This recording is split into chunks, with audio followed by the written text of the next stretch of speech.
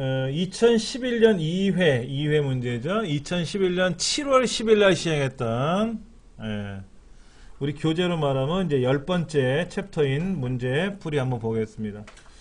컴퓨터의 주기억 장치로 사용하는 램을 보조 기억 장치로 사용할 수 없는 이유가 뭐냐? 첫째가 뭐예요? 너무 빨라. 좋지. 너무 비싸. 이게 문제야. 비싸니까 용량은 작지, 비싸니까는 보조 기억 장치는 용량이 커야 되는데 일단은 불편해. 근데 돈이 많으면 쓸 수는 있겠지만, 세 번째처럼 전원이 끊어지면, 전력이 공급되지 않으면 내용이 지워지는 치명적인 단점이 있다라는 거죠. 그래서 보조 기억 장치를 사용할 수 없다, 이렇게 생각하시면 됩니다. 그래서 많은 사람들이 이 주기억 장치를 보조 기억 장치로 사용할 수 없을까? 라고 고민을 해요. 자, 보세요. 주기억 장치를 보조 기억 장치로 사용하면 어떤 장점이 있을까요? 빠르겠죠. 값이 비싼 거는 떠나서. 그런데 주기억 장치에는 램과 롬이 있잖아요. 램이 있고 롬이 있는데, 램은 전원이 끊어지면 내용이 지워지지만 롬은 어때요? 롬은 전원이 끊어져도 내용이 살아있단 말이에요. 그러면 롬을 가지고 보조 기억 장치로 만들면 안 될까라고 생각한 게 뭐냐면 바로 플래시 메모리예요. 플래시 메모리는 롬의 일종이란 말이에요. 롬. 근데 롬은 용량이 크지는 않은데 이 플래시 메모리가 어떤 개념이냐면 우리가 할 리가 있는 USB 메모리, 디카 메모리 이런 거 있지 않습니까? 이게 다 플래시 메모리거든요. 얘를 이제 보조 기억 장치로 현재는 사용한 거죠. 그래서 이 보조 기억 장치를 사용했는데 그거의 이름이 뭐라고 불러요? 그거의 이름을 SSD라고 부르는 거죠. 이 플래시 메모리를 보조 기억 장치로 연결해서 쓰는 걸 SSD라고 그래요. 처음에 이 보조 기억 SSD는요, 사실은 램을 이용했었어요. 근데 램은 특징이 뭐예요? 가장 치명적인 단점이 전원 공급이 안 되면 내용이 지워지니까 전원을 계속 공급해주면 안 되냐 이거야. 배터리. 그럼 얼만큼 배터리가 강해야 되느냐 이거지. 오랫동안 가야 되느냐. 일주일? 그러면 창고에 처박아놓고 한 달 지나면 어떻게 돼? 지워지잖아.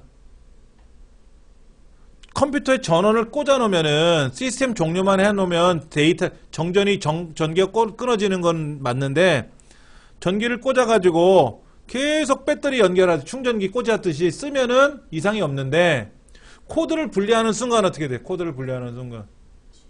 일주일간 충전이 가능하게끔 일주일 동안 쓸 수 있는 배터리를 달아놨다 하더라도 8일 지나고 9일 지나고 한 달 지나고 2달 지나면 어떻게 돼요? 다 지워질 거 아닙니까?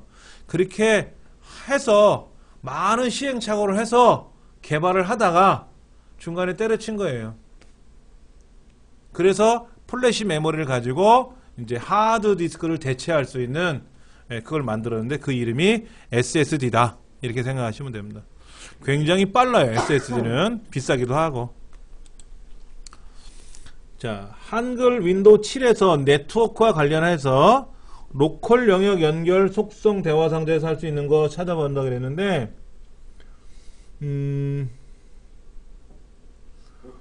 로컬 영역 연결.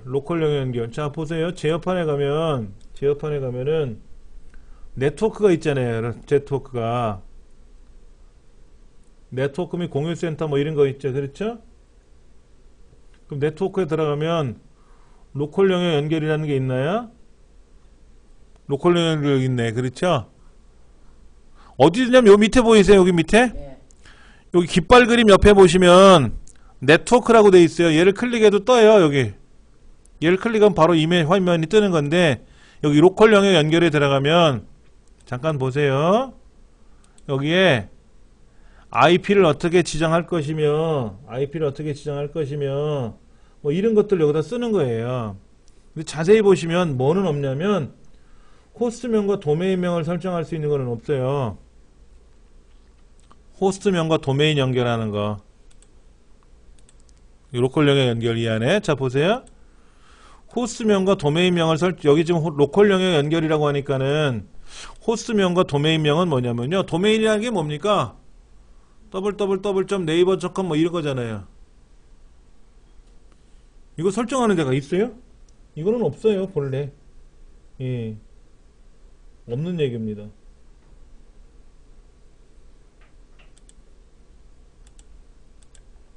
(3번) 아스키 코드에 관한 사항. 아스키 코드가 뭐예요? 아스키 코드 자체를 아셔야 돼요. 그렇죠? 자, 아스키는요, 이거예요.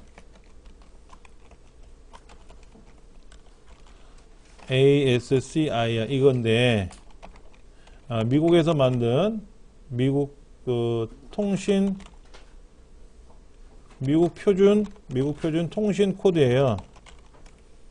아스키 코드는 이건 뭐냐면은 이제 그 대형 컴퓨터들은 대형 컴퓨터와 대형 컴퓨터들와의 통신을 위한 코드입니다. 근데 대형 컴퓨터들은 EBCDIC라는 8비트 코드를 사용을 했었어요. 근데 8비트 코드는요, 사실은 많아요. 본래는 7비트만 있어도 되는데 여유있게 8비트를 만들었거든요. 근데 통신이라는 걸 생각해요. 통신은 여기에서 저쪽으로 뭐를 보내는 거잖아요. 택배를 보내듯이 보내는 건데, 배송을 하는 건데, 양이 많으면 뭐 할까요? 쓸데없이 양이 많으면 시간이 오래 걸리죠. 생각해 보세요. 택배 물건을 실어야 되는데 볼펜 한 자루를 이만한 냉장고 박스에서 담으면 어떻게 돼요? 다른 물건을 못 실잖아요. 그러니까 부피를 최소한 줄여야 많이 싣고 갈 거 아닙니까? 안 그러면 부피가 커지니까 배송 비용이 비싸진단 말이에요. 그래서 이놈의 8비트를 줄였어요. 뭐로? 7비트로. 이거 이제 7비트인데. 그러니까는 컴퓨터 내에서 통신을 한다 그러면 8비트 코드를 7비트로 싹 줄여서 이제 전화선을 타고 쫙 갈 때 한 글자당 8개 비트로 구성되어 있는 게 아니라 하나를 7개 비트로 줄여서 가니까 어떨까요? 빨리 가겠지. 8분의 1이 축소된 거잖아요. 그렇죠? 그렇게 맞는 거란 말이에요. 근데 이제 문제가 생겼어요. 7개 비트니까 128개 문자를 표현하는데 그거는 영어를 쓰는 사람들이 그렇지. 우리나라 사람들은 한글을 써야 되는데 한글을 쓰면 7비트 갖고는 안 돼. 그래서 우리나라 같은 경우에는 7비트가 아니라 2를 플러스한 확장 아스키라는 걸 써요. 8비트로. 그럼 페리트 체크까지 붙이면 9비트가 되는 거죠. 그렇죠? 그러니까 한글 문자 표현을 고려해서 구성된 코드는 아니다. 본래 아스키는 영문을 표현할 때 쓰는 거죠. 영문을 전송할 때 쓰는 코드였다. 이렇게 생각하시면 됩니다.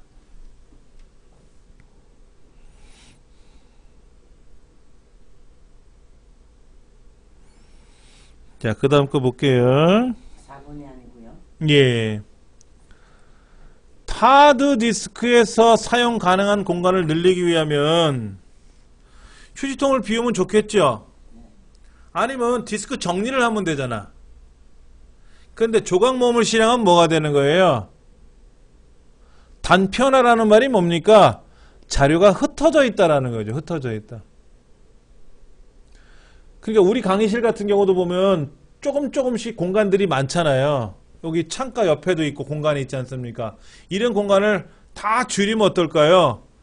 큰 공간이 생길 수가 있겠죠. 예. 그거를 우리는 단편화를 제거한다 이런 얘기를 하는 거예요. 그러니까 단편화가 발생했다라고 하는 거는 흩어졌다라는 얘기입니다. 쪼개진 거예요. 쪼개진 거. 한데 모으면 어떨까?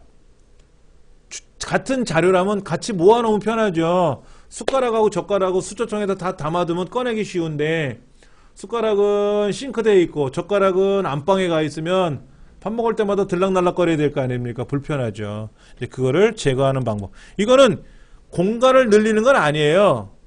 공간은 그대로 있는 건데 효율성을 높이는 거지. 두 번째가 틀린 말이다.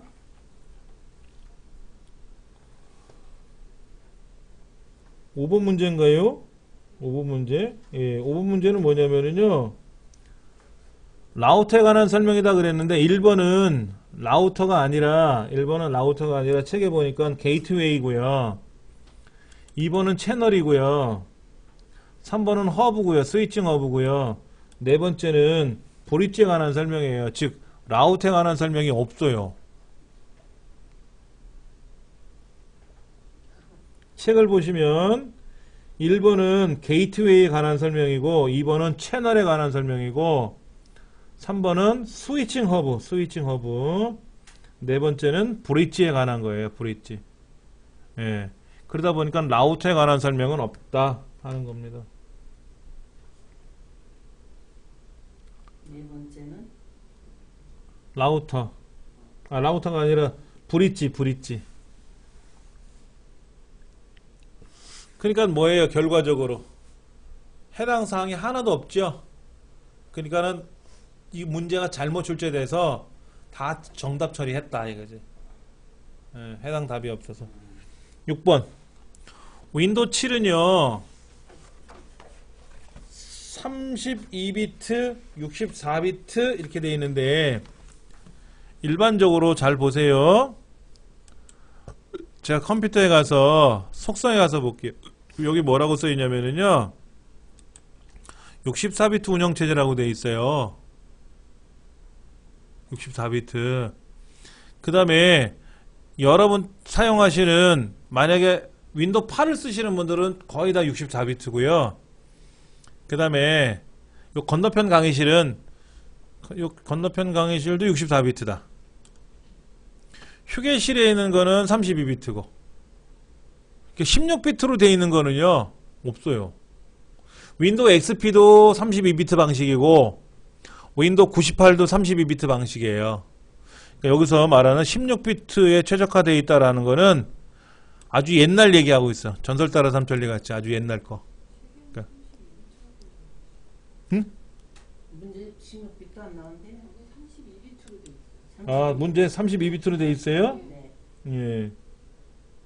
어디 볼까? 32비트 돼 예. 있는 처리에 최적화되어 있다. 근데 윈도우 특징은 64비트에 최적화되어 있어요. 사실은 64비트에 32비트가 아니라 책에는 이제 32비트로 되어 있잖아요. 책에는 64비트로 최적화되어 있어서 윈도우 64비트 윈도우를 설치해야만이 잘 돌아가요.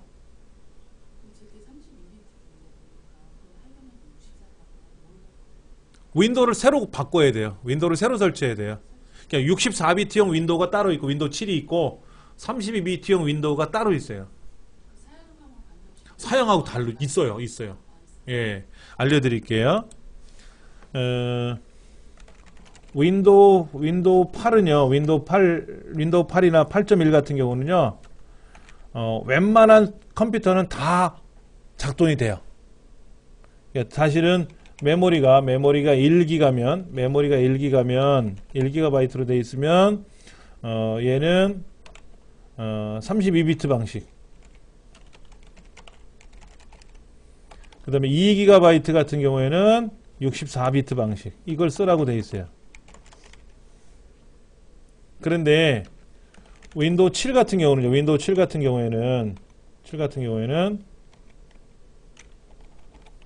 메모리가 4GB 이상이 돼야만이 64비트 방식을 설치할 수가 있어요. 그러니까 내가 사용하는 컴퓨터가 메모리가 2기가다. 그러면 64비트 설치하기가 힘들어요. 설치가 돼도 깝깝해요. 못 돌아가요. 일단 메모리를 올려야 되고 그 다음에 윈도우를 64비트로 바꿔야 돼요. 예. 그런데 해보니까는요, 우리 강의실이 4GB거든요. 최소예요, 최소 4GB가. 그러면 한 8GB나 16GB가 돼야 잘 돌아요. 8GB. 제가 지금 집에서 쓰는 게 8GB를 쓰거든요. 64비트 7을. 그 다음에 우리 애들 거는 데스크탑도 16GB고 노트북도 16GB로 다 바꿔 업그레이드를 했어요. 아예 처음부터 컴퓨터를 조립을 할 때 16GB로 바꾸고, 노트북은 LG 거를 샀는데 지난주에 사갖고 제가 프로그램 깔아줬는데 4GB로 노트북이 구성되어 있는 거를 아예 16GB로 넣어달라고 해서 보내달라고 그랬어요. 그래서 16GB로 해가지고 했어요. 그래야 뭐 포토샵이라든지 캐드라든지 이런 그래픽 처리가 원만하게 돌아가지, 4GB를 쓰게 되면은 인터넷을 하거나 아래에 한 걸 엑셀 같은 경우는 괜찮은데 그래픽 처리로 들어가면 깝깝해요. 저때 제 건 얼마인지 아세요? 못 봤어요. 가지고 왔는데. 그 왜냐면 프로그램을 돌려봐야 되기 때문에 거기까지는 안 봤죠, 제가요. 네.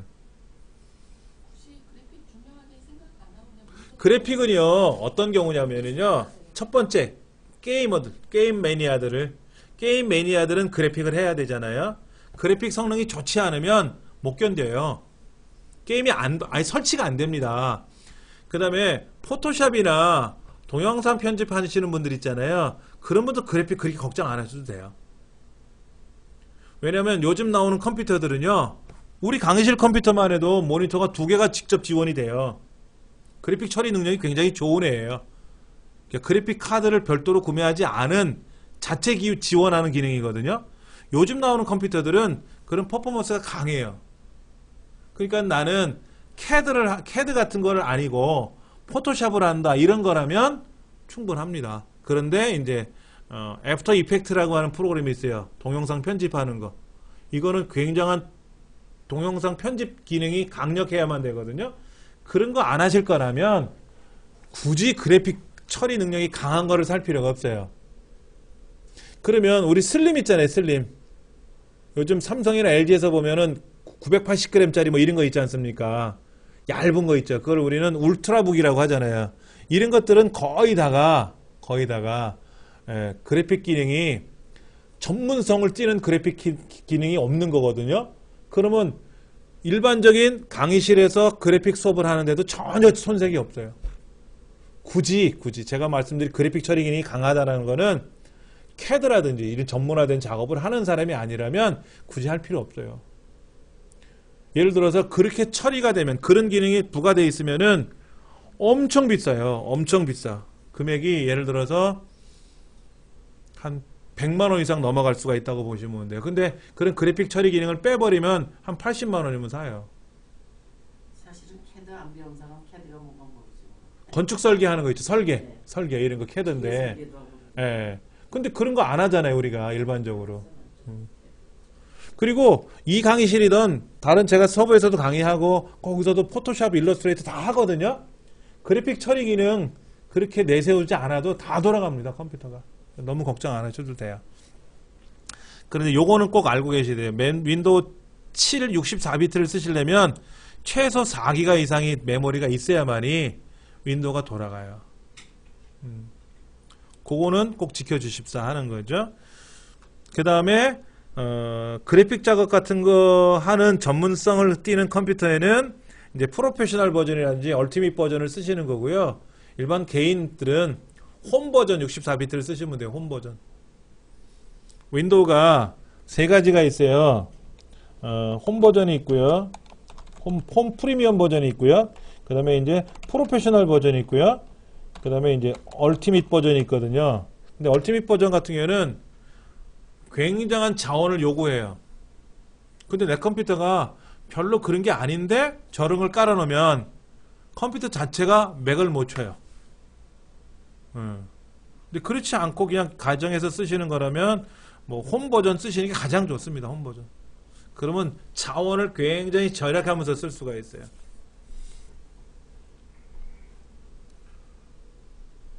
자, 그 다음에 7번 볼까요? 자, 우리가 프로그램을 개발한다 이거죠. 프로그램을 개발한다 그러면 제일 먼저 뭐부터 해야 됩니까? 프로그램을 작성해야죠. 예. 그리고 제일 마지막에는 뭐예요? 실행을 하죠. 자, 그러면 일단은 네 번째는 떨어졌네. 그렇죠. 예. 자, 그러면 원시 프로그램을 작성을 하면 뭐를 해야 돼요? 번역을 해야 돼, 번역. 그러면 프로그램을 하나만 작성하는 게 아니라 여러 개를 작성해요.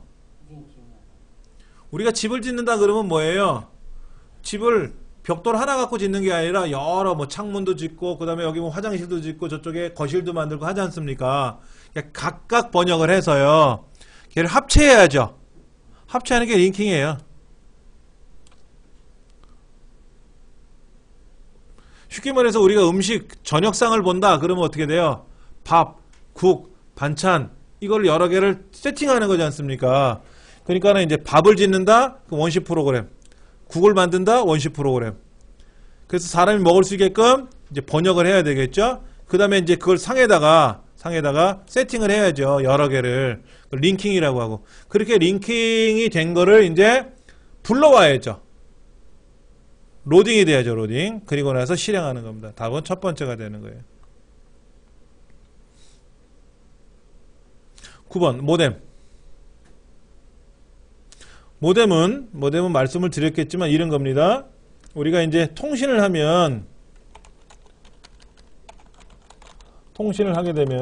될 때 PC는 뭐예요? 디지털 방식으로 되어 있죠.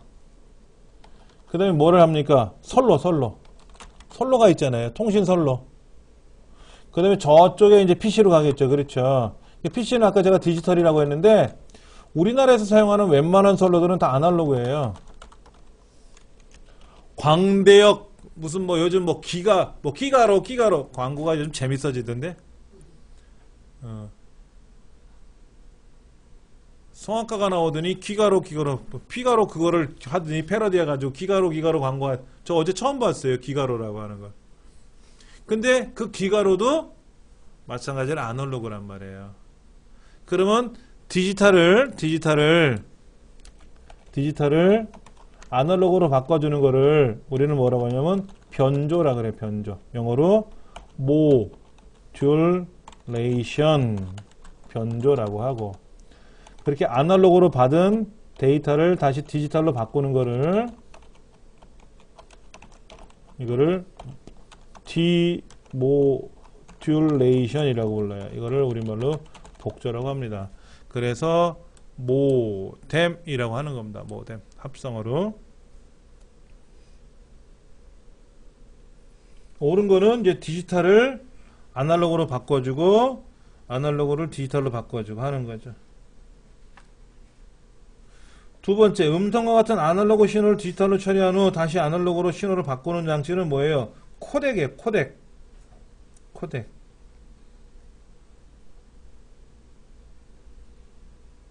코덱은 아날로그에서 디지털로 갔다가 다시 아날로그로 하는 거고 모뎀은 디지털에서 아날로그로 갔다가 다시 원래 디지털로 돌아오는 거고 출발점이 이제 코덱은 아날로그에서 시작하고 모뎀은 디지털에서 시작하고.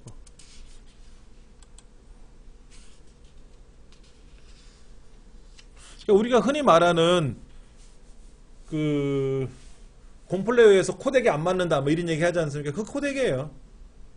그럼 사람의 음성은 디지털이 아니었잖아요. 아날로그였잖아요. 그럼 그 아날로그를 컴퓨터에 저장할 때는 디지털로 변환해서 저장을 해야 되거든요. 그리고 얘를 다시 풀 때는 어떻게 돼? 소리를 출력해야 될 때는 아날로그로 해서 출력을 해줘야 소리가 짜르르 하고 난단 말이에요. 그래서 코덱이라는 게 들어간다. 자, 그 다음 문제.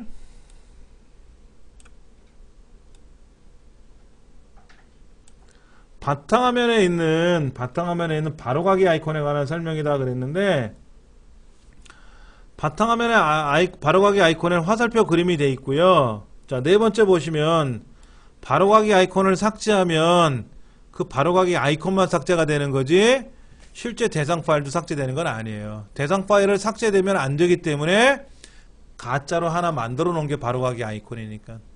네. 자, 10번. 인터넷 사용하는 주소에 관한 설명이다 그랬는데 IPv 주소 IPv4는 32비트로 되어 있어요. 32비트. IPv4하고 IPv6이라는 거 기억하셔야 돼요.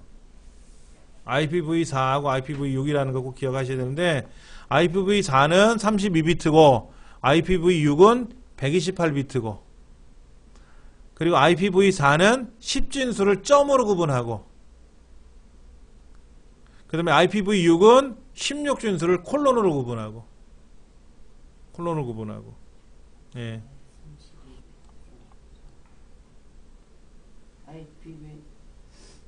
IPv4는 32비트고 10진수로 구분하고 10진수와 10진수 사이를 점으로 구분하고 IPv6은 128비트인데 16진수로 표현하고 콜론으로 구분하고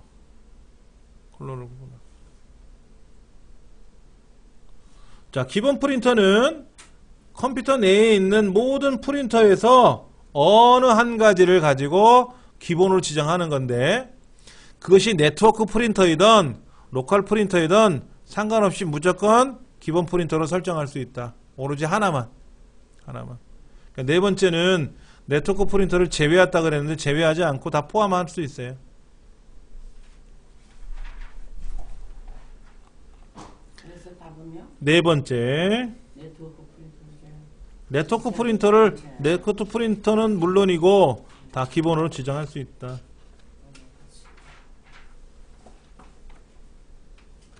자, 객체 지향 언어 그러면 객체 지향 언어 하면 여러분이 기억하셔야 되는 게 있어요.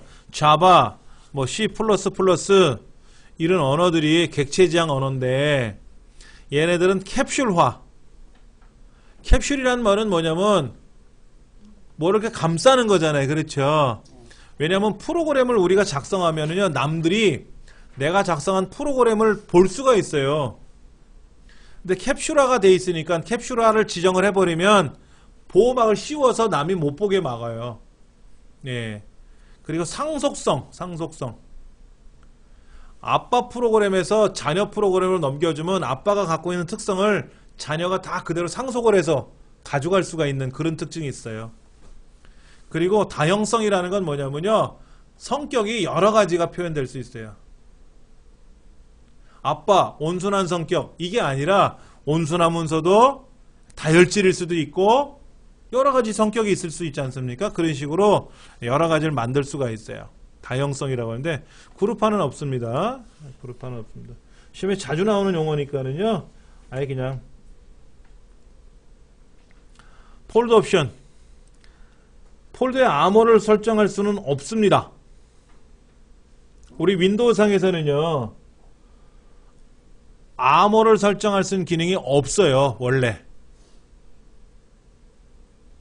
아래 한글이라든지 엑셀에서는 암호를 설정할 수는 있겠지요.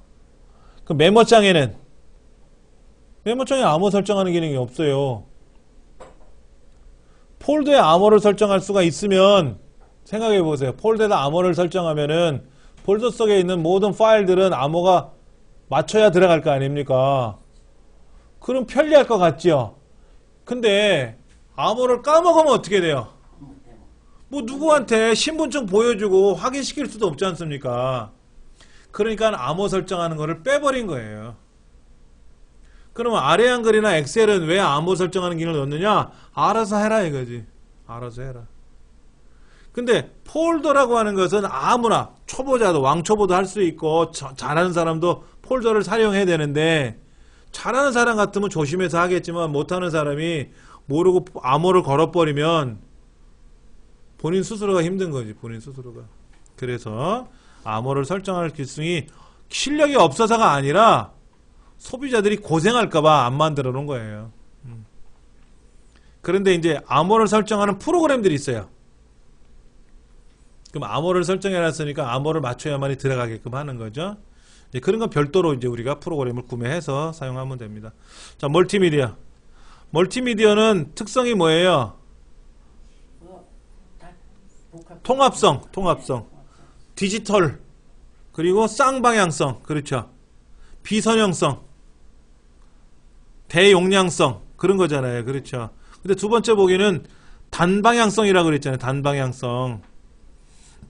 이게 틀린 말이죠. 15번. 스팸은 뭐예요? 스팸은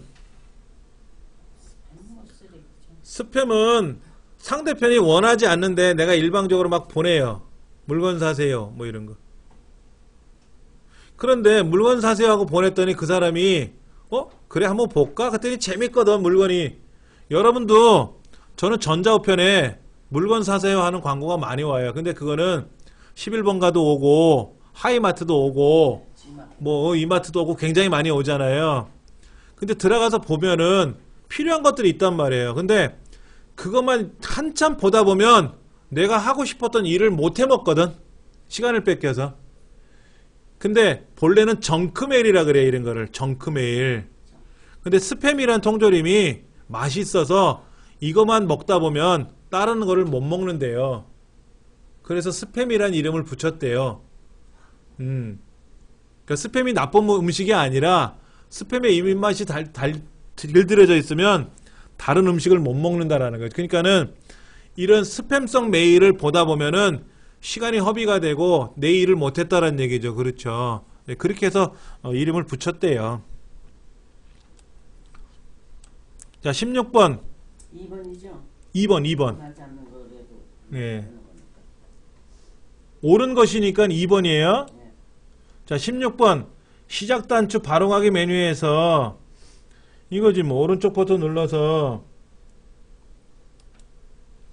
여기서 하는 건데 문제는 뭐냐면 윈도우 7에는 사실은 없어요. 없다고. 윈도우 XP에는 있었는데 윈도우 7에는 없어가지고 이걸 못해요. 그러니까 16번 문제는 없어진 문제다 이렇게 보시면 됩니다. 예. 24번.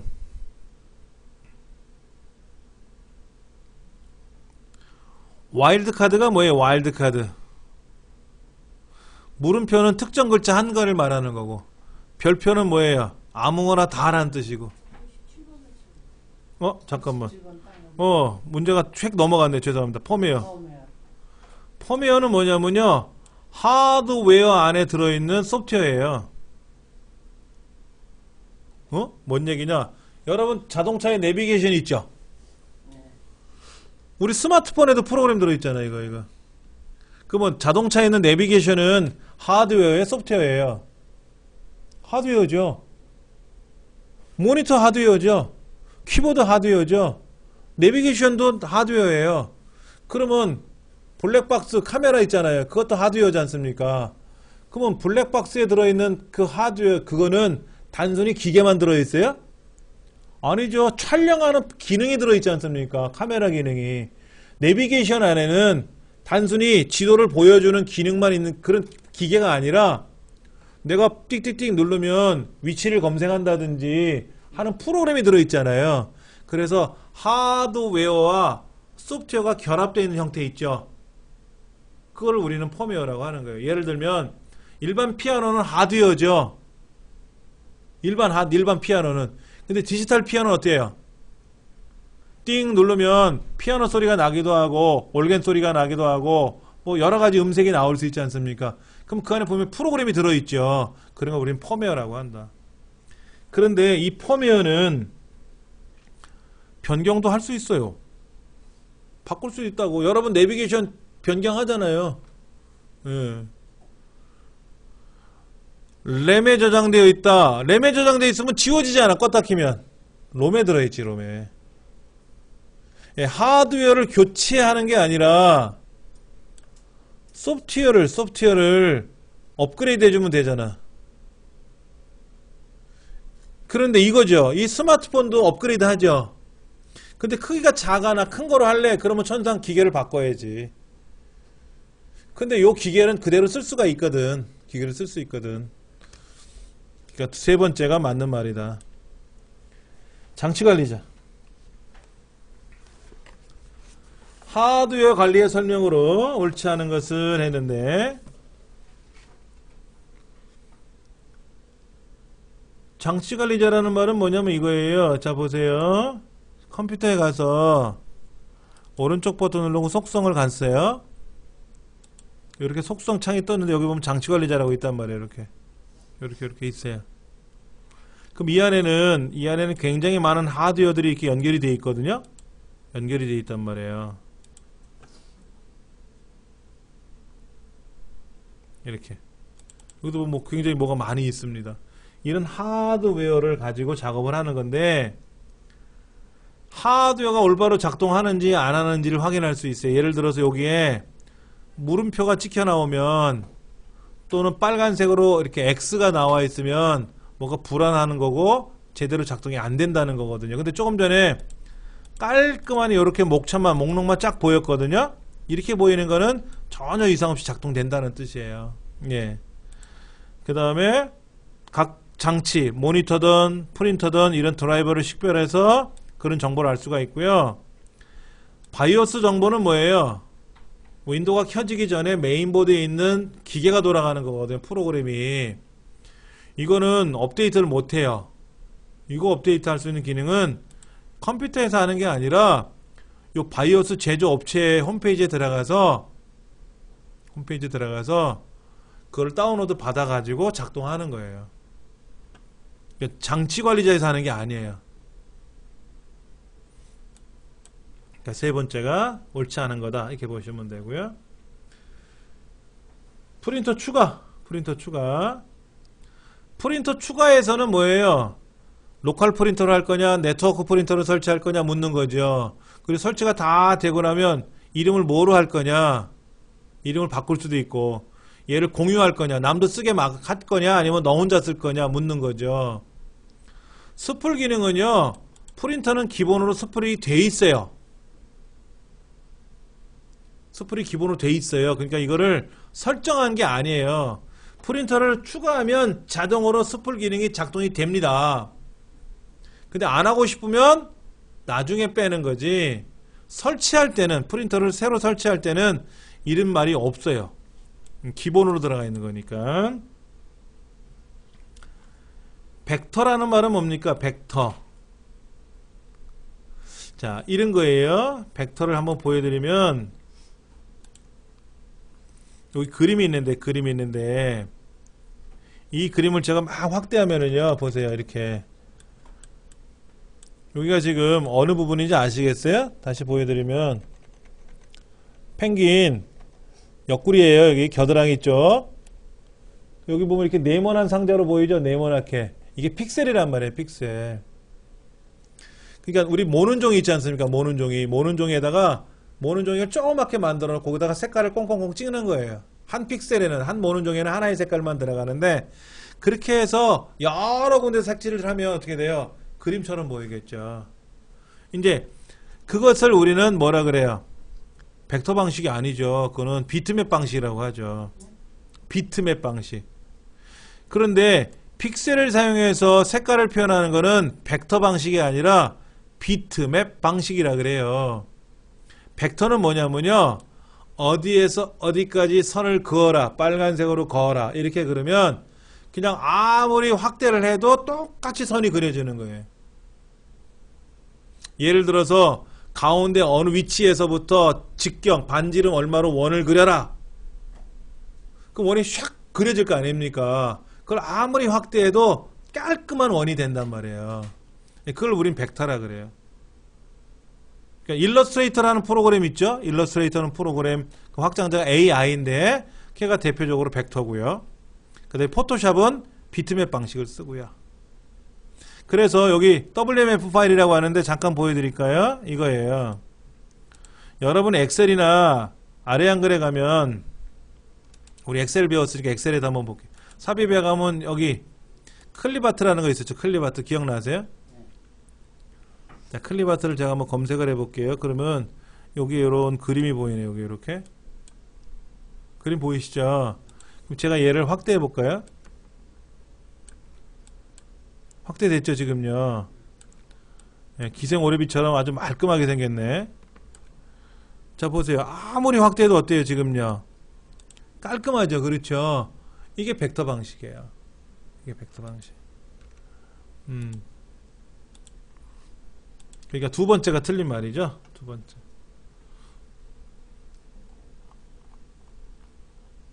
21번. 이거 뭐야? 1행에 1행 첫 번째 줄에 1이냐 마이너스 1이냐고 써있네. 근데 양수문 양이라고 쓰고 음수문 응이라고 나오게라고 하려네. 그럼 뭐라고 물어보면 될까요? 야, 너 0보다 크니? 0보다 크니? 물어보겠지. 0보다 크니라고 그랬더니 1은 0보다 크잖아. 그래, 양이야. 아니면 뭐예요? 음이지. 그런데 문제는 뭐냐면요, 0보다 크냐가 아니라 0보다 크거나 같으냐죠. 0보다 크거나 같으면 다 양이에요? 0은 0이지. 근데 그걸 묻는 게 아니라 if라는 함수에 대해서 묻는 거잖아요. if라는 함수. if라는 함수 이렇게 쓰죠. 는 if 조건을 써요. 조건. 예원이. 여기다가 조건식을 쓰고요. 조건식을 쓰고 이 조건이 만족하면 이제 참일 경우하고 거짓일 경우하고 이렇게 해서 물어보는 거예요. 이렇게. 그러니까 는 if 예를 들어 A의 첫 번째가 0보다 크거나 같으냐? 그러면 양수입니다. 아니면 음수입니다. 라고 이렇게 출력하는 거예요. 이 책에서 말하는 대로 뭐 then, else, 뭐 positive 이런 말을 쓰는 게 아니라고. 근데 음은 왜 써요? 0보다 크면 양이라고만 해도 되는데. 0보다 크거나 같지 않은 경우도 있잖아. 이렇게 마이너스 1 같은 경우. 그러면 음이라고 출력을 해줘야 되잖아요. 그렇죠. 근데 이걸 묻는 게 아니라 양하고 음을 묻는 게 아니라 문법이 이 조건식을 쓰고 이 조건에 만족하면 이렇게 출력하고 아니면 저렇게 출력하라고 하는 거잖아요. 근데 지금 두 번째는 뭐라고 썼어요? A가 0보다 크거나 같으면 then 뭐라고 하고 else 뭐라고 하고 세 번째는 positive A1 is positive. positive라는 말은 양이라는 뜻이잖아요. 양. 네거티브 하면 음이고 else, then 뭐 이상한 영문이 들어갔죠. 그걸 묻는 거지. 예. 1번이 문법적으로 맞는 말이다. 1번이죠? 예.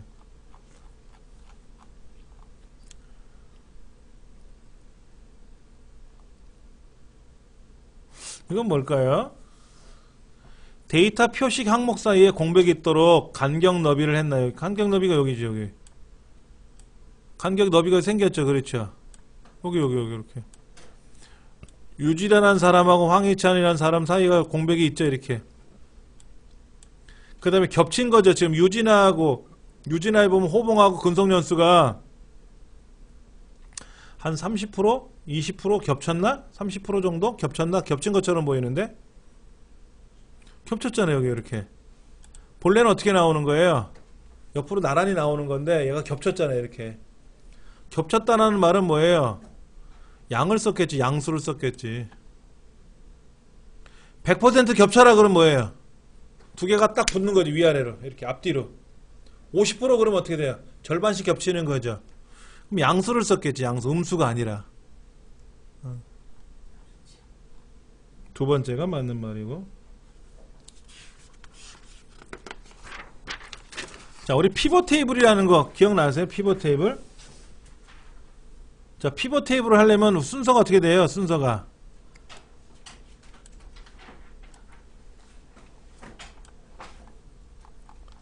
피벗 테이블 하려면 제일 먼저 뭐부터 합니까? 원래 데이터가 어디 있는지를 알아야지. 그걸 블럭을 잡죠. 그렇죠. 아니면 마우스를 클릭했든지 블럭을 잡을 거 아닙니까? 그 다음에 뭐 합니까?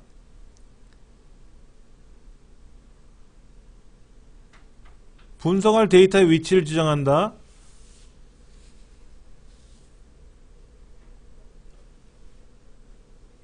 그 다음에 사용할 데이터가 있는 영역을 입력하거나 선택한다. 그 다음에 피벗 테이블의 구성 필드를 배열한다. 작성 위치를 지정한다. 이상하다. 답이 이상하게 보이는데 23번 답을 뭔가 볼까요? 23번 답이 네 번째 맞는데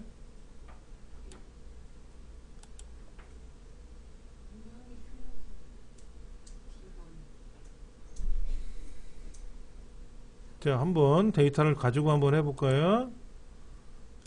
말 자체가 좀 헷갈리는 거 있어요. 자,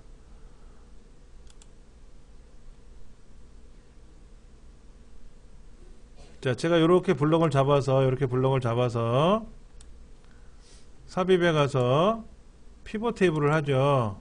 피벗 테이블을 하지 않습니까? 그럼 제일 먼저 한 게 지금 뭐라고요, 제가요? 아, 지금 이게 옛날 책 옛날 거죠? 우리 책엔 뭐라고 되어 있는가 보세요. 삽입 표에 가서, 그렇네, 맞네. 삽입에 가서 표에 가서 피벗 테이블을 선택했죠. 그렇죠? 그 다음에 뭐 합니까? 여기 표 범위 나오죠. 표 범위. 그러니까 이렇게 들어가는데, 자 보세요. 마우스로 아무데나 클릭해 놓고 피벗 테이블 가면 여기다가 범위를 지정하죠. 이렇게. 우린 처음에 블럭을 잡고 들어갔으니까 당연히 피벗 테이블에서 블럭이 들어갔으니까 다행이지만, 마우스로 엉뚱한 데다 놓고 피벗 테이블이 들어가면 범위를 반드시 지정해 줘야 되거든요. 그러니까 첫 번째는 당연히 피벗 테이블을 클릭한다 라는 말이고, 피벗 테이블을 클릭한다. 여기는 좀 달라, 옛날 거라서. 예? 예. 그러니까는 지금 요 보기가 이건 옛날 엑셀 2003 버전 얘기고요. 2007 버전에서는, 그러니까 편리성을 위해서 우리가 블럭을 잡고 피벗 테이블을 들어가세요 라고 하는 거지, 아무데나 놓고 피벗 테이블 들어가면 범위를 지정하라고 하거든요. 그럼 그때 범위 지정하셔도 돼요.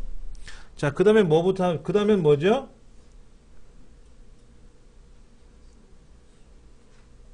D, C, 필드. 그 다음에 뭐를 합니까?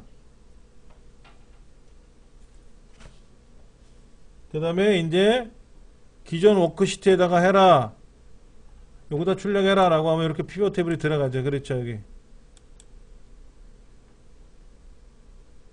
이게 뭔 얘기야? 뭐가 에러가 났다?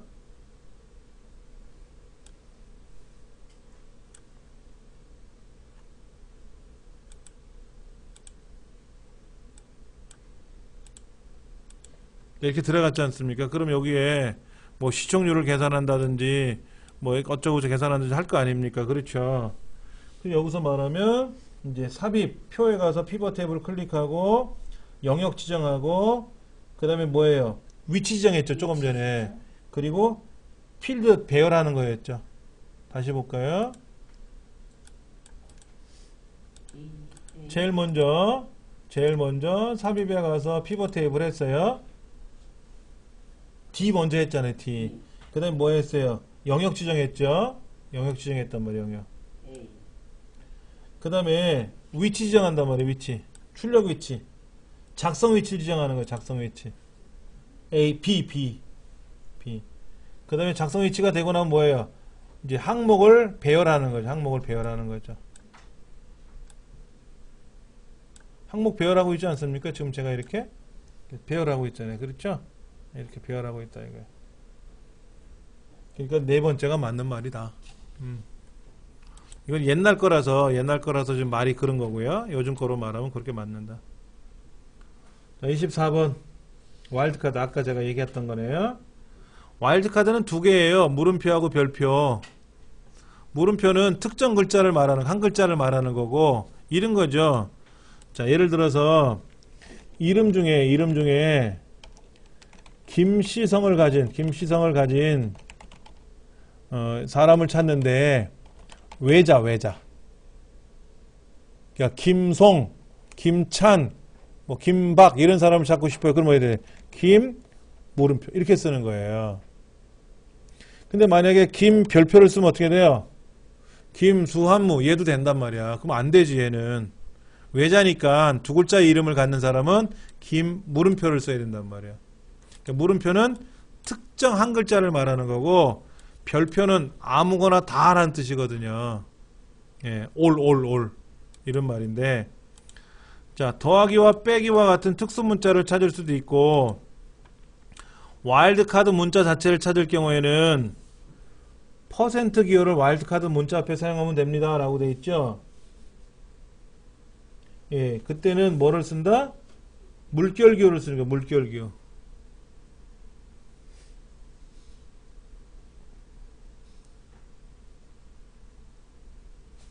어떤 사람이 이렇게 썼어요. 데이터를 여기다가 주책 맞게 이렇게 썼어요. 전화번호를 써야 되는데, 전화번호 010에 빼기 1234에 빼기 5678 이렇게 쓰면 되는데, 이 주책맞게 뭐라 쓰면 010 별표 1234 별표 5678 이렇게 썼단 말이야. 그럼 이 별표를 찾아야 되잖아. 별표. 그럼 여기에서 예를 들어서 찾기에 가서 찾기 바꾸기를 해야 될 거 아닙니까? 그러면 내가 찾고자 하는 글자가 뭐예요? 별표잖아. 근데 뭐로 바꾸래? 빼기로 바꾸는 거잖아. 그럼 별표란 말은 뭐예요? 모든 것 다잖아. 그러니까 안 된다고. 이렇게 되면 안 돼요. 그러면 뭐를 해야 돼? 이거를 찰 때 여기다가 물결기호를 쓰는 거지. 물결기호 이렇게. 왜 그래?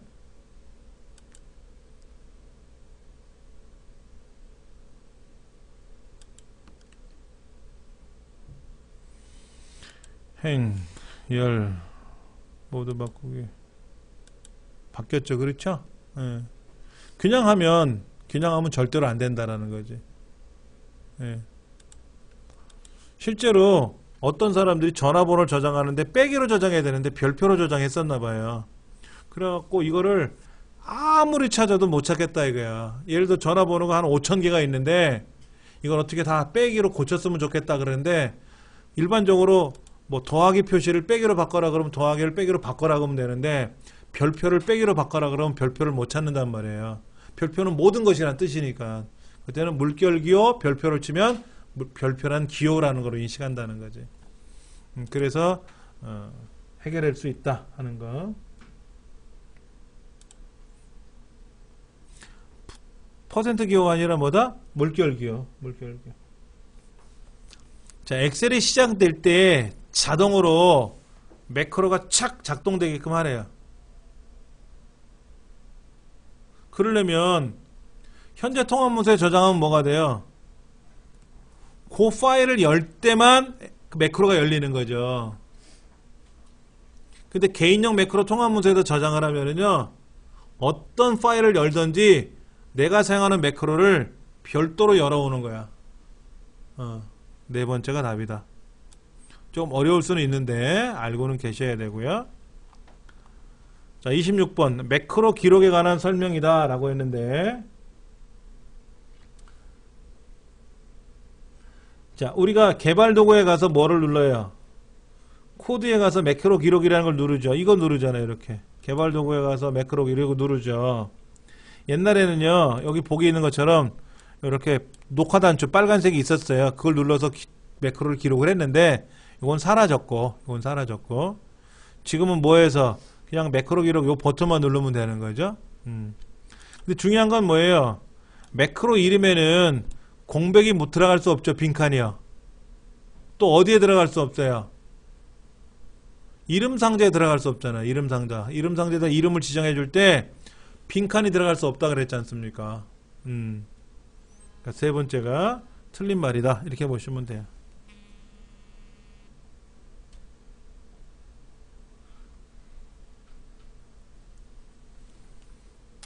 그 다음에 27번. 이게 뭐야? 2월달 지출 금액에만 레이블을 출력하는 거잖아요. 자, 그럴 때 한번 보세요. 2월달을 클릭해요. 2월달을 클릭하면 어떻게 됩니까? 2월달에 있는 지출을 클릭하면 1월달, 2월달, 3월달에 있는 지출 하늘색 부분 지금 이렇게 체크문이 된 거 말고 민문이 된 게 세 가지가 다 선택이 되죠. 그때 2월달 거를 한 번 더 클릭하면 어떻게 돼요? 그때는 2월달에 있는 지출 금액만 딱 선택이 되거든요. 그러니까 두 번 클릭해야 돼. 두 번 클릭하는, 더블 클릭하면 안 되고요. 클릭. 그거를 땅땅 두 번 누르면 더블 클릭이 되는 거고, 천천히 두 번 누르는 거지. 예. 그런데 여기 문제가 뭐냐면요. 계열 이름이 아니죠. 값이잖아, 값. 계열 이름은 지출이잖아. 300이라는 값이 나오게 해야죠. 첫 번째 보기에는 천천히 두 번 누른 건 맞는데 뭐를 해야 돼? 값을 선택해야지.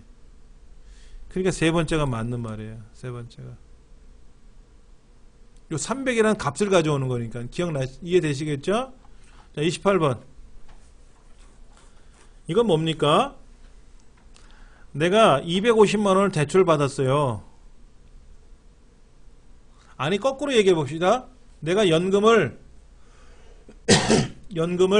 그동안 집어넣은 금액이 250만원이래요. 근데 60개월에 60번에 걸쳐서 연금을 수령하고 싶대요. 근데 이율이 8.7%래. 그럼 매달 5만 1,000원씩 받는다는 얘기예요. 근데 나는 8만원씩 받고 싶어. 그럼 기간이 바뀌어야지. 이율은 바꿀 수가 없지 않습니까? 그럼 기간이 줄겠죠. 8만원씩 받으려니까. 그러면 보세요. 여기 상환 금액, 대출 상환해야 되는 5만 1,000원짜리 이 자리에는 PMT라는 수식이 들어있다고 써있네. B의 5번째 셀에. 그러니까 수식 셀이 어디에요? 당연히 B5고 수식 셀은 B5죠. 그럼 얘를 얼마로 바꾸라는 거예요? 찾는 값은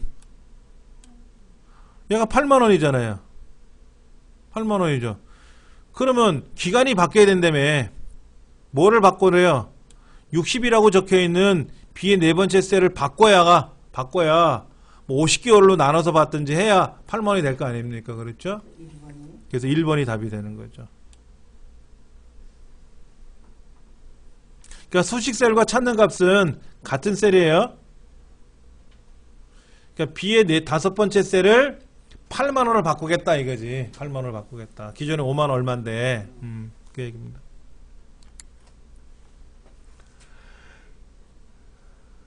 셀에서 직접 셀의 내용을 편집하거나 수식 입력줄에서 셀을 클릭을 해서 바꾸겠대요. 그렇죠? 자 보세요. 이거지 여기. 여기 지금 전화란 글자가 있는데 얘를 고치려면 어떻게 고쳐요? 여기 수식 입력줄을 클릭해가지고 뭐 전화번호 이렇게 바꿔야 되겠죠. 그렇죠? 아니면 얘를 F2번 키 눌러서 고치든지 아니면 얘를 더블 클릭해가지고 고치든지 세 가지에 세 가지.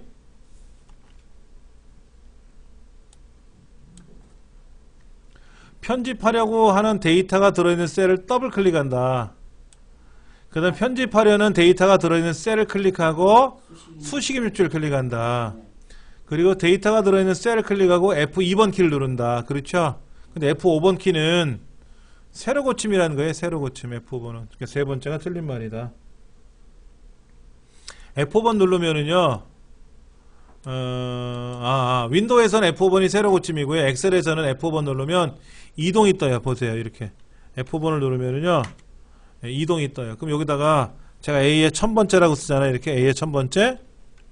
A의 1000번째라고 쓰고 엔터를 치면 A의 1000번째로 가버리죠. 예를 들어서 K의 2만번째 가고 싶어요. 그럼 한참 내려가야 될 거 아닙니까? K에 가서 한참 내려가야 되는데 F5번 키 눌러서 K에 2만번째라고 쓰고 엔터를 치면 탁 가더라 이거 알아서. 이동단추. 여기도 마찬가지예요. 얘. 여기다가 A의 6번째로 가라 그러면 어떻게 돼요? A 6번째로 가죠. 이름 상자에다 클릭해서 고쳐도 되고요. F5번 키 눌러서 들어가도 되고요. 예. F2번은 이거 고칠 때 F2번이 고치는 거. 그러니까 셀을 수정하는 방법이 세 가지가 있어요. 셀을 더블 클릭하거나 수식 입력줄을 클릭하거나 F2번 키 누르는 거 세 가지가 있죠. 아니면 새로 쓰든지.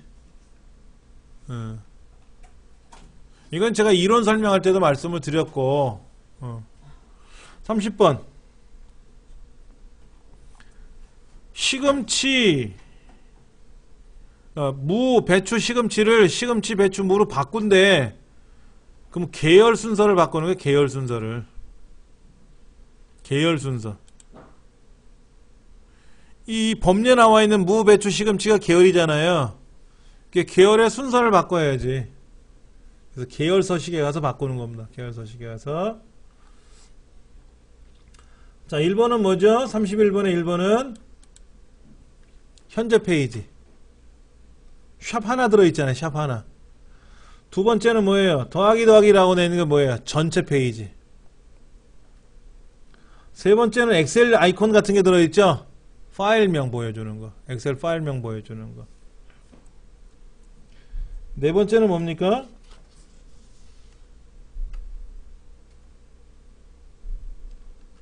그 밑에 그림 보세요. 31페이지 그림 보시면 두 번째가 샵이고 세 번째가 더하기 더하기고 네 번째는 뭐예요?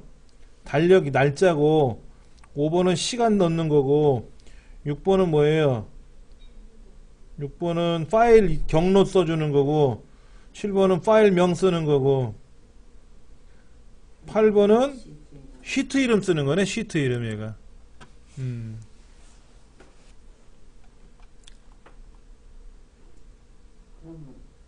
그럼 여기서 답은 전체 페이지니까 더하기 더하기. 2번에 응.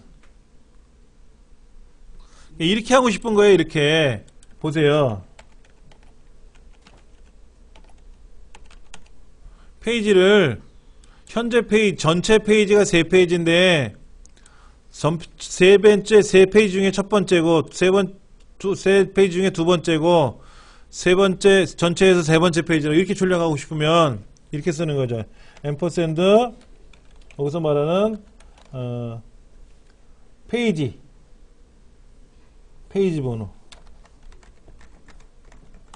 이렇게 떨어져 있나요? 이렇게 나누기 앰퍼샌드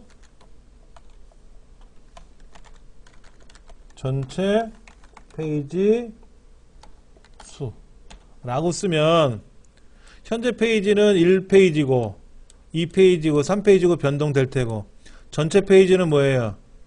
전체가 3장이면 3이라고 나오겠죠. 그렇게 쓰는 거죠. 만약에 전체가 5페이지, 6페이지 같으면 어떻게 돼요? 1 나누기 5, 2 나누기 5, 3 나누기 5 이런 식으로 해서 표현될 수 있다 이거죠.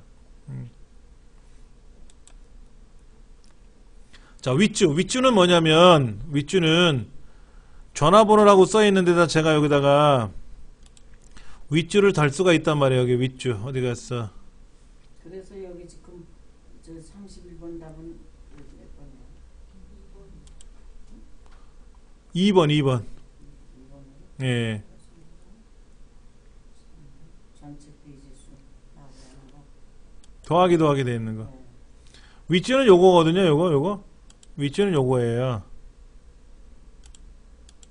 그럼 윗줄을 이제 편집을 하러 들어가서 뭐 핸드폰이다 이거 예를 들어서 핸드폰이다 이거 이렇게 그래서 핸드폰이라는 글자를 이렇게 보여줘라 말하라 하는 거예요. 윗줄. 각주라는 말은 뭐예요? 각주는 각주 주석은 뭐냐면요 부연 설명해 주는 게 부연 주석인데 각주가 있고 미주가 있고 여기는 윗주가 있다라는 거잖아요. 그렇죠. 각주는 뭐냐면 각 페이지에 해당 페이지에 다른 말로 이제 각각 페이지죠. 각 페이지마다 페이지에 부연 설명을 달아주는 거예요. 각 주석을 달겠다라는 거고요.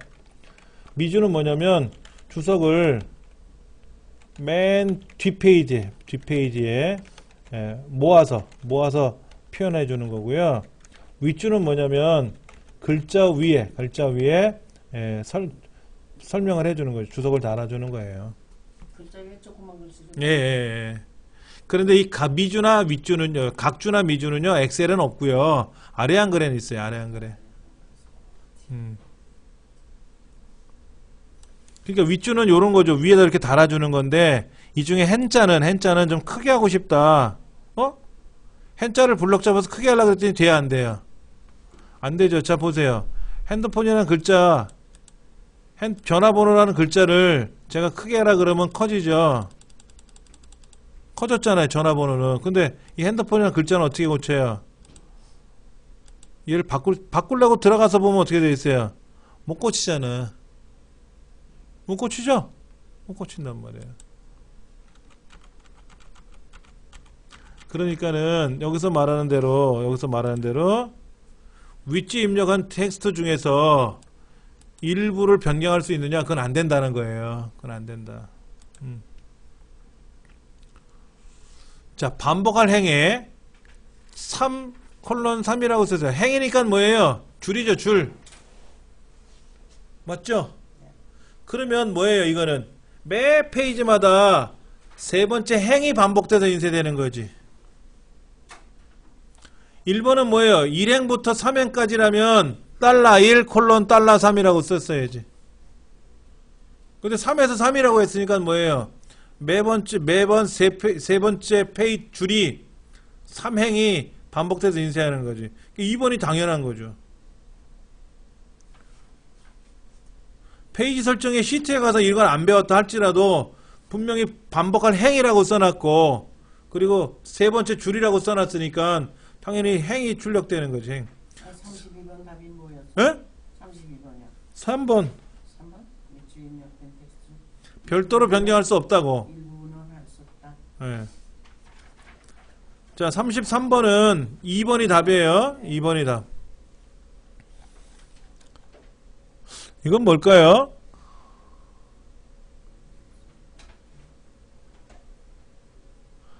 자, A8이 뭐예요? A8 홍, B8은 길동, 합하면 홍길동.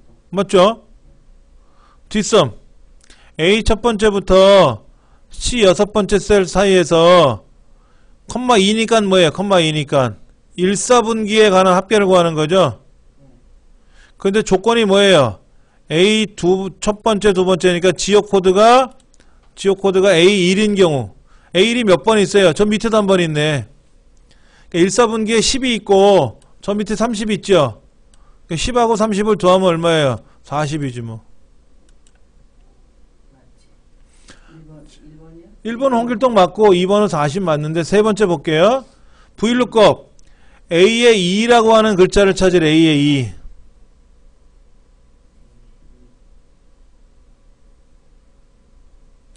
그런데 여기 보세요. A1부터 C 여섯 번째 범위 내에서 컴마 3이니까 2, 4분기 거 가져오는 거죠. 여기 컴마 3이라고 써있잖아요. 컴마 3. 컴마 3이니까 지역 코드가 첫 번째, 1, 4분기가 두 번째, 2, 4분기가 세 번째잖아요. 근데 지금 뭐를 찾으라고 돼 있어요? A2라고 지정하는 거 있죠. A2가 어디 있어요? 아래 있죠? 그럼 답이 얼마로 나와야 돼요? 70이 아니고요. 1사분기, 2사분기. 아마도 40이 나올 것 같은데?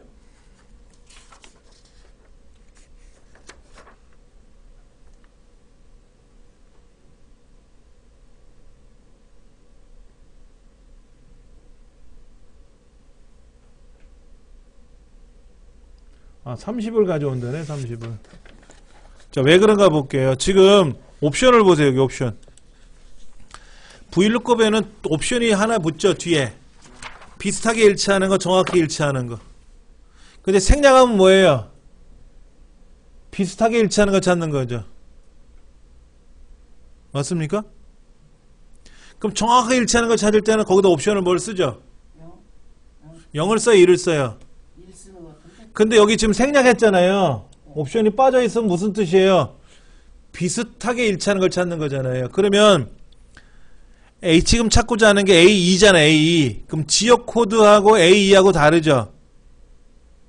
그러면 지역 가나다 순에 의해서 지역 코드라는 우리말이 앞에 옵니까? A1이라고 하는 영어가 앞에 옵니까? 정렬을 하면 뭐가 우선 앞으로 오는 거예요? 영어가 앞에 오고 우리말이 뒤에 오잖아요. 그러면 요 A2라는 글자는 지역 코드 뒤에 있는 거예요? 자, A1이라고 글자를 한번 찾아보세요. A1 다음에 B3죠.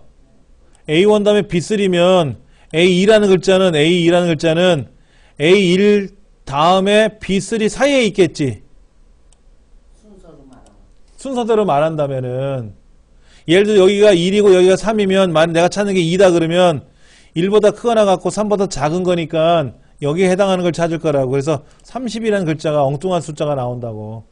여기 있는 걸 찾으려고 하면 어떻게 돼요? 이걸 찾으려고 그러면 정확하게 일치하는 걸 찾으라 그랬잖아. 정확히 일치하는 거. 정확히 일치할 때 쓰는 게 뭐예요? 옵션에서 는 VLOOKUP에서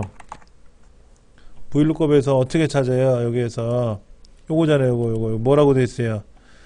정확하게 일치하는 찾을 때는 false잖아, false. false니까 0이죠, 0. 그럼 여기다가 0을, 컴마 0을 썼으면 70을 맞겠지. 이게 맞겠지. 반드시 꼭 기억하셔야 된다 그랬어요. 자, 이거는 뭡니까?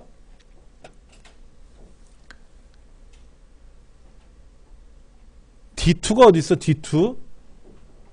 그래서 지금 34번 답은 3.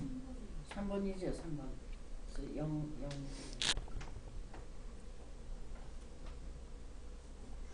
자, 아래 시트가 어디 있나 볼까요? 아래 시트. 아래 시트에 보니까는 저는 여기 휙 어디로 갔어? 아래 시트가. 이게 아래 시트야? 아니잖아. 아래 시트가 어디로 도망갔다?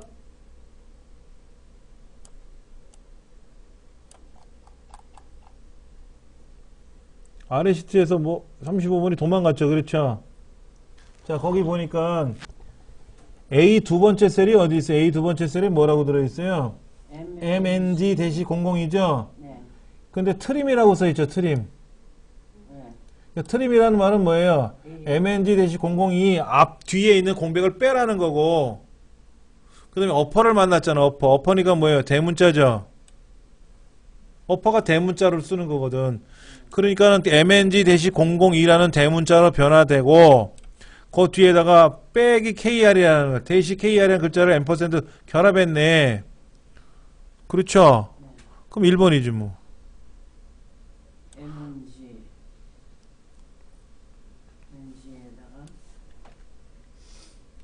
자, 지금 이렇게 써 있어요. 잘 보세요. 여기에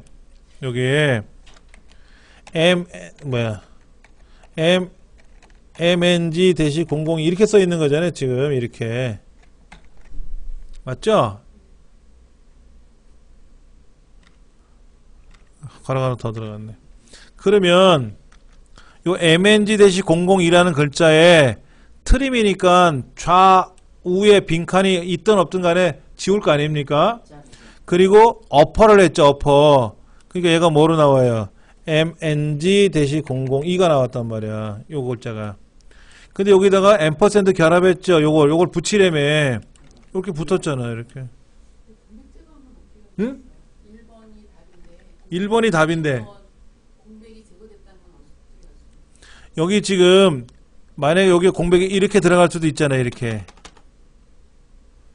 지금 표에 보면은 MNG-002가 가운데 정렬 들어간 것처럼 보이는데 자세히 보시면요. MNG-002 밑에가 PSY-523이죠? 네. 근데 이게 왼쪽 맞춤이에요? 오른쪽 맞춤이에요? 아니면 가운데 맞춤이에요? 왼쪽 맞춤. 왼쪽 맞춤처럼 보이나요? 네. 그렇죠. 가운데 정렬처럼 보여요? 뭐로 되어 있어요?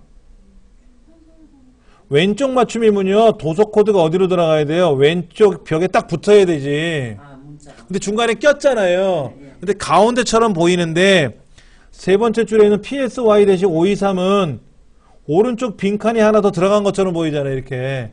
그러니까 좌우에 빈칸이 막 들어간 거라고 볼 수 있어요. 근데 빈칸이 있던 없던 간에 빈칸을 없애줬을 테니까 그렇겠죠.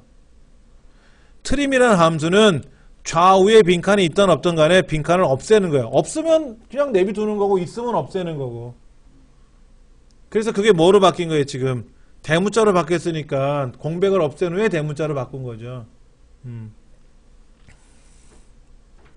근데 문제가 이런 경우는 어떻게 될까요?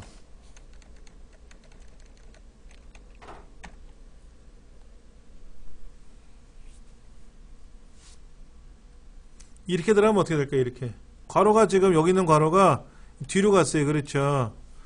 그럼 요거는 뭘까요? 요게 소문자에서 대문자로 소문자였죠. 지금요. 이렇게 붙었죠. 지금 이렇게요. 요거 소문자로 MNG-002가 들어갔죠. 그렇죠? 이렇게 들어갔잖아요. 그렇죠? 그 다음에 KR이 붙었죠. 이렇게 붙었죠. 근데 그거를 다 뭐 하래요? 대문자로 바꾸래죠. 그러면 이제 뭐가 돼요? MNG-002 대문자 T예요. 대시 KR 이렇게 들어가겠죠. 그때는. 괄호에 따라서 달라질 수 있으니까.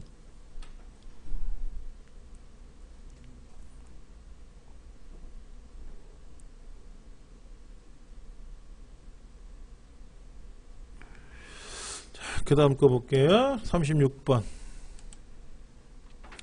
A1 더하기 C1이라고 했어요. A1 더하기 C1. A1 더하기 C1이라는 말은 뭐냐면 3 더하기 7. 자, A1 더하기 C1이잖아요. 그렇죠? 아니야? 이거야? 뭐야? 위에 문제가 이거구나. 이거죠? A1 더하기 C1을 했어요. 그렇죠? 여기에서. 그럼 3하고 7을 더했죠. 그렇죠? 얘를 복사해서 여기서 붙이면 뭐가 됩니까? 4 더하기 1이 되는 거죠? 얘랑 얘를 더했잖아. 여기에다가.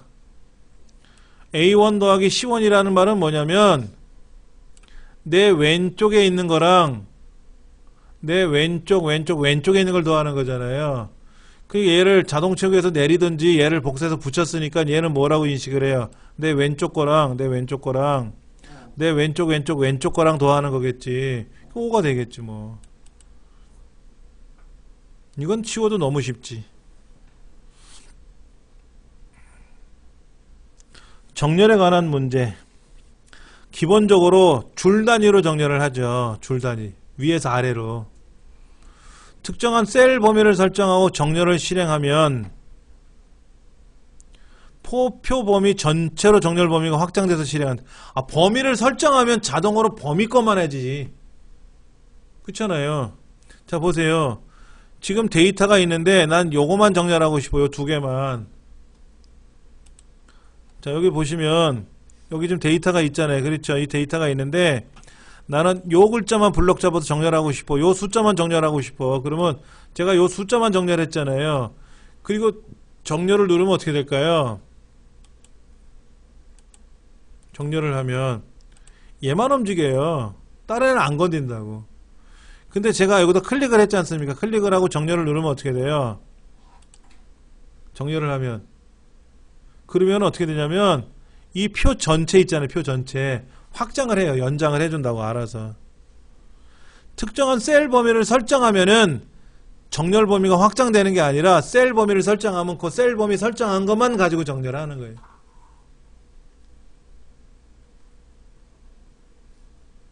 설정하면 그것만 하죠. 그렇죠. 설정을 안 하고 정렬을 해라 그러면 전체를 확장이 돼서 정렬이 되는 거고.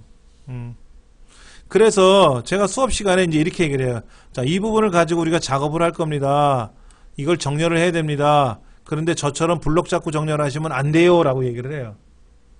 클릭해놓고 정렬하세요. 이런 얘기를 하거든. 블록 잡고 정렬하면 어떻게 돼? 여기만 정렬이 되니까 안 된다는 얘기죠. 자, 보세요. 여기다 놓고 정렬을 누르면 정렬이 이렇게 들어간단 말이야. 요것만 갖고 정렬하니까. 여기도 제가 정렬을 할 때 선택 영역만 정렬하면 어떻게 돼요? 가나다선에 의해서 그것만 정렬이 된다고. 뭐 안 된다고. 그러니까 하나만 하면 블럭을 잡으면 블럭 안 잡고 하나 블럭을 안 하고 하면은 전체가 확장이 돼서 프로그램을 기준으로 정렬이 되는 거고. 근데 지금은 밑에가 합쳐져 있죠. 밑에가 이렇게요. 그게 정렬이 안 되는 거고. 자, 38번. 이건 뭘까요? A1부터 C1까지라고 쓰고요. A2부터 C2라고 블럭을 잡았네요. A1부터 C2라고 잡고 A1부터 C1이라고 됐고 A2부터 C2라고 했잖아요. 근데 여기 빈칸 떨어져 있죠. 빈칸이 떨어져 있잖아요. 빈칸은 뭐예요? 서로 겹치는 영역을 합하는 거잖아. 근데 보세요. 여기 이 부분 파란색 부분하고 녹색 부분하고 겹쳐져 있어요? 안 겹쳐져 있어요? 파란색 부분하고 이 파란색 부분하고 밑에 있는 녹색 부분하고 겹쳐져 있어요? 없어요? 겹친 데가 없죠? 그러니까 계산을 못하니까 그런 데가 없습니다. 하고 에러가 난다 이거죠.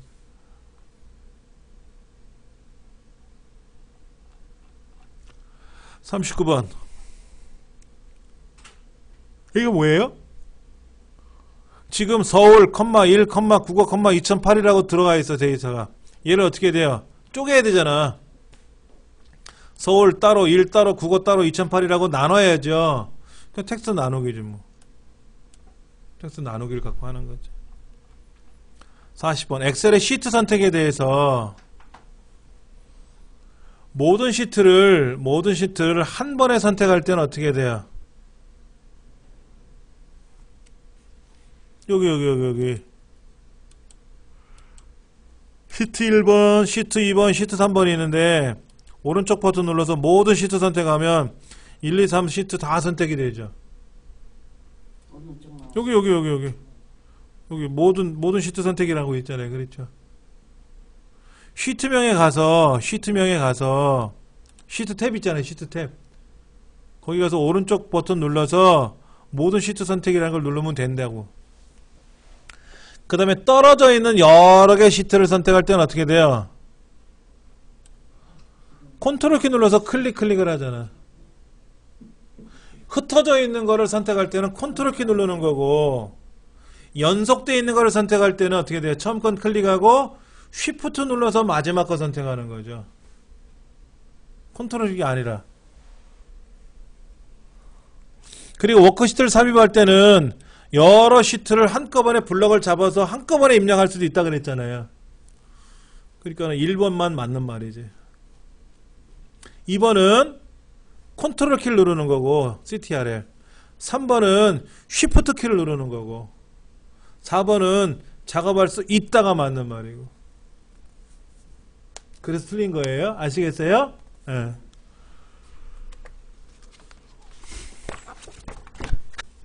와우.